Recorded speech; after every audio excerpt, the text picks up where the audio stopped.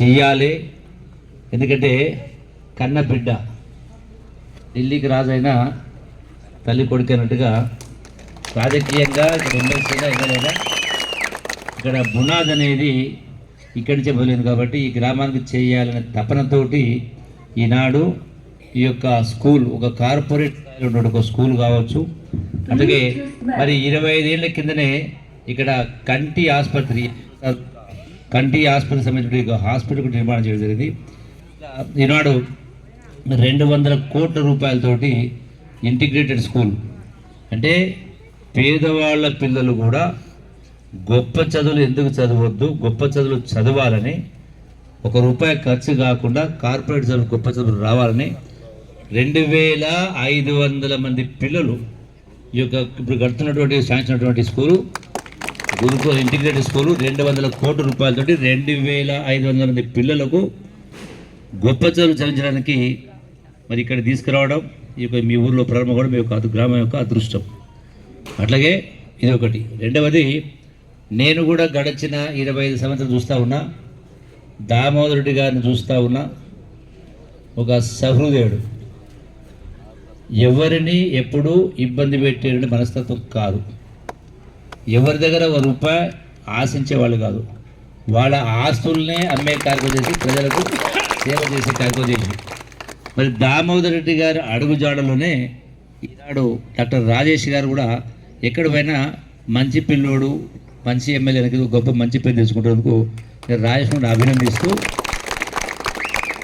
అట్లనే డాక్టర్ రాజేష్ గారు సూచన చేయమన్నారు. కాబట్టి దామోదర్ రెడ్డి గారి ఆలోచన, రాజేష్ ఆలోచన ఏదైతే ఈ గ్రామ ప్రజలు అందరూ కూడా సంతోషంగా సుఖంగా ఉండాలి అనేటువంటి ఆలోచన ఇవన్నీ చేస్తూ ఉంటారు. కాబట్టి మరి ఈనాడు ఎమ్మెల్సీ గారు, ఎమ్మెల్యే గారు ఎంతో తపంతో చేస్తూ ఉన్నారు. ప్రభుత్వం కూడా ఎన్నో కార్యక్రమం చేస్తూ ఉంది.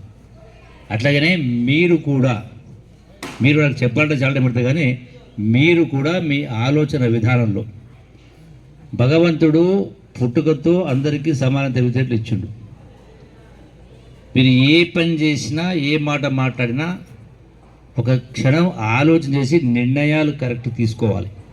అది చదువుల విషయమైనా, ఆరోగ్యం విషయమైనా, అట్లాగే ఫంక్షన్ల విషయమైనా అనవసరంగా గొప్పలకో ఎవరో ఏదో అనుకుంటారని అప్పులు చేసి అప్పుల పాలు కావద్దు.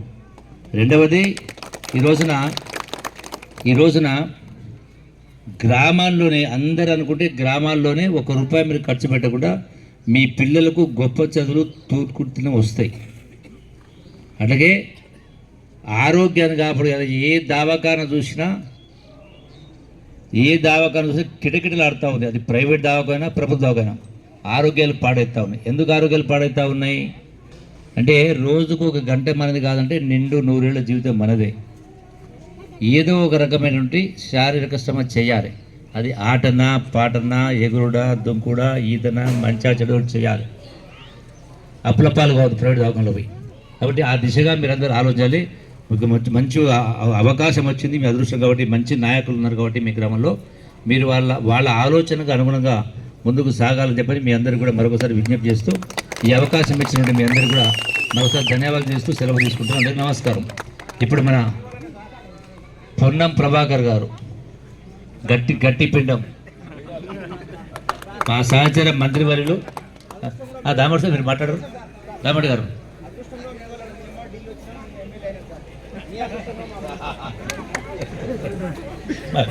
మా అమ్మ ఢిల్లీ వచ్చింది. ఓకే, ఇప్పుడు దామోదర్ రెడ్డి గారు రెండు మాటలు. పొన్నం ప్రభాకర్ సహచర మంత్రి గారు. తుడుకుర్తి గ్రామ పెద్దలందరికీ నమస్కారం. అలా దామోదర్ రెడ్డి గారు కూడా వస్తుంది, పెద్దలు మీ ఊరే కదా. ఎమ్మెల్యే గారికి కూడా వస్తుంది. అదేవిధంగా పెద్దలు జూపల్లి కృష్ణారావు గారికి, రాజుగారు గజా ఇన్ఫ్రాస్ట్రక్చర్, పాఠశాల హెడ్ మాస్టర్ గారికి, సిబ్బందికి, గ్రామ సర్పంచ్కు, వార్డు మెంబర్లకు, ఇక్కడికి వచ్చేసిన అందరికీ, మహిళా సంఘాల సభ్యులకు, అక్కా చెల్లెలందరికీ నమస్కారం. నేను ఒక పని చెప్తాను, నేను ఒక పని చేస్తాను. నేను చెప్పింది ఒక మీరు పని చేయాలి, మీరు చెప్పింది నేను ఒక పని చేస్తాను. చేస్తారా? ఈ ఊర్లో 6,000 ఓట్లు ఉన్నాయంటే 9,000 జనాభా ఉంటుంది, 8-9,000.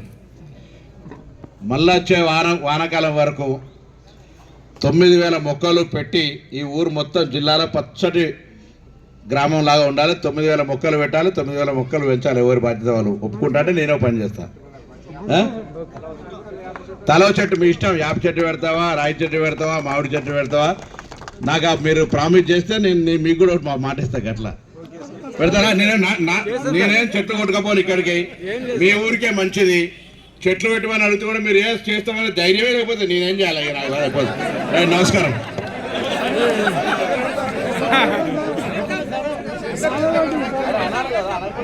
పెడతారా పెట్టరా? పెడతారా పెట్టరా? అట్లా అరే ఓ అసలుకే లేట సోల్ పేరు కొడుకు పేరు సోలింగ్ అన్నమాట. ఆన్లే సోలేడు కొడుకు పేరు డబుల్ అంటాను. నేను అడుగుతున్నది మంచి మాట. ఊరు పచ్చగా ఉంటే పిల్లలందరికీ మంచి ఆక్సిజన్ వస్తుంది, మంచిగా పెరుగుతారని ఊరుకో చెట్టు పెడతా అంటే వేస్తారని గట్టిగా చప్పట్లు కొట్టి ఆ 40 అనగానే పోతుంది. నేను చేసేది కూడా చెప్తా. ఈ వారం 10 రోజుల లేకపోతే నెలాఖరు లోపల, అంటే చెప్పేది లేట్ అయినా ఎంత తొందరగా అయితే అంత తొందరగా మళ్ళీ మంత్రి గారు తీసుకొచ్చి దామోదర్ రెడ్డి గారు వీళ్ళిద్దరిని ఇక్కడి నుంచి హైదరాబాద్కి బస్సు వేస్తారు. మీతో ఇంకేది దాహానికైనా గుడికైనా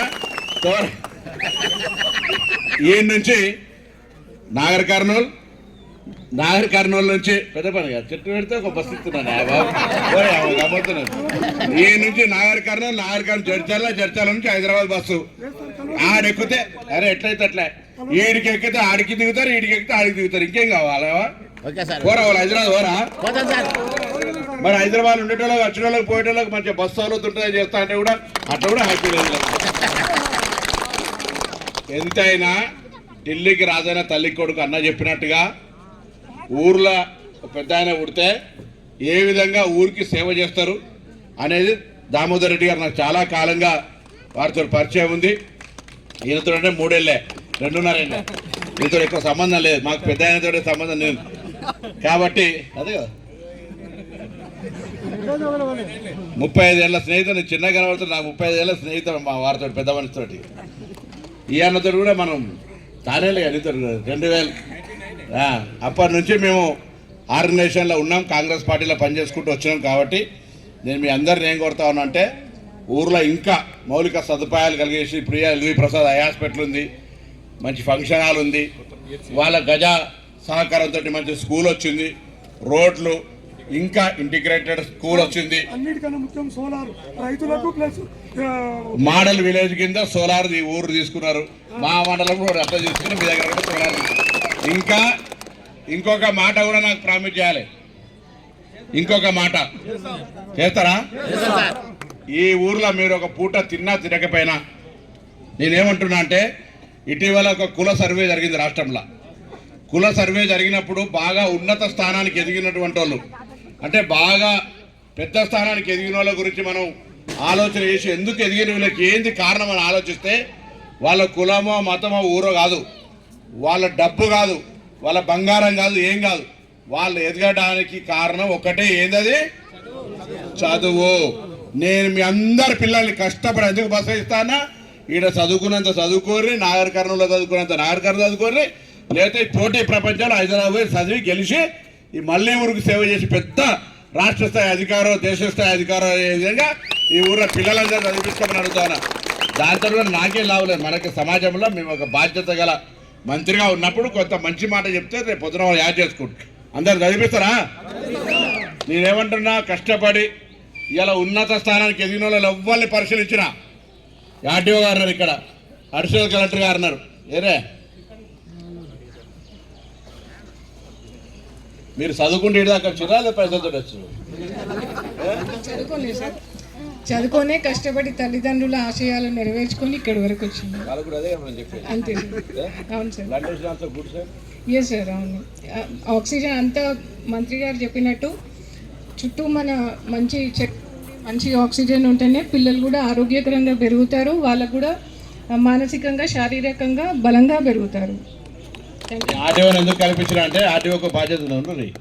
మీ ఊరికి డిఆర్డీఓ పీడీని తీసుకొస్తుంది. చెట్టు పెట్టడానికి మీరేం కష్టపడే అవసరం లేదు.